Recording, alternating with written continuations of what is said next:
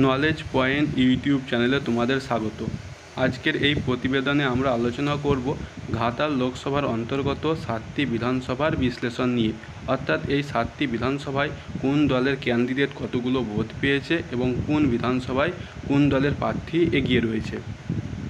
ঘাটাল লোকসভায় টিএমসির হয়ে প্রতিদ্বন্দ্বিতা করেছিলেন টলিউড সুপারস্টার এবং দুবারের বিজয়ী সাংসদ দীপক অধিকারী, এবং বিজেপির হয়ে লড়াই করেছিলেন খড়গপুরের বিধায়ক এবং বাংলার একজন অভিনেতা হিরণ চট্টোপাধ্যায়, এবং বাম কংগ্রেসের জোটের হয়ে লড়াই করছিলেন সিপিআইয়ের তপন গাঙ্গুলি।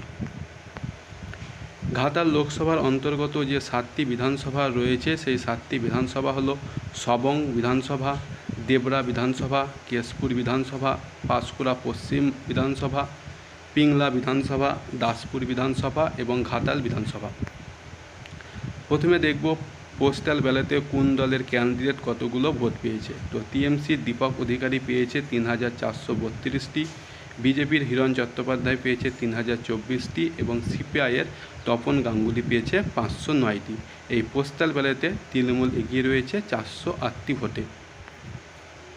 এরপরে দেখো দাসপুর বিধানসভা, এখানে টিএমসির দীপক অধিকারী পেয়েছে 1,13,690 এবং বিজেপির হিরণ চট্টোপাধ্যায় পেয়েছে 97,179টি এবং সিপিআইয়ের তপন গাঙ্গুলি পেয়েছে 13,487।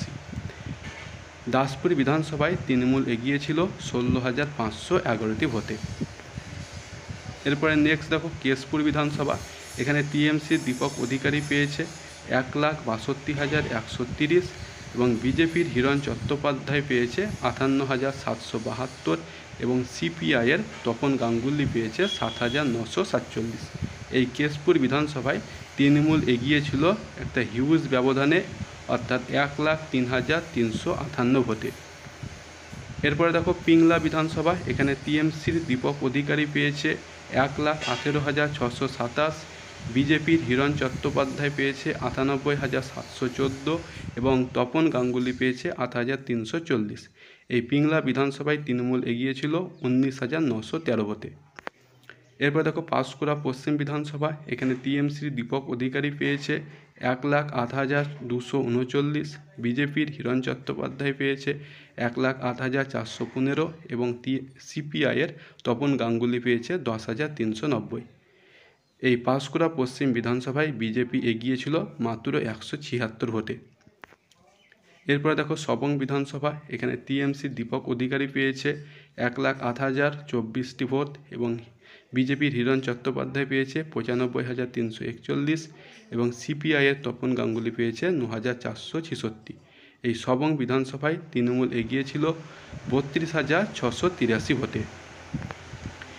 এরপরে দেখো ঘাটাল লোকসভার অন্তর্গত ঘাটাল বিধানসভায়, এখানে টিএমসির দীপক অধিকারী পেয়েছে 1,09,289টি, বিজেপির হিরণ চট্টোপাধ্যায় পেয়েছে 1,04,884 এবং সিপিআইয়ের তপন গাঙ্গুলি পেয়েছে 8,382। এই ঘাটাল বিধানসভায় তৃণমূল এগিয়েছিল 4,405 ভোটে। এরপরে দেখো দেবরা বিধানসভা, এখানে টিএমসির দীপক অধিকারী পেয়েছে 94,559, বিজেপির হিরণ চট্টোপাধ্যায় পেয়েছে 88,793 এবং সিপিআইয়ের তপন গাঙ্গুলি পেয়েছে 16,187। এই দেবরা বিধানসভায় তৃণমূল এগিয়েছিল 5,766 ভোটে।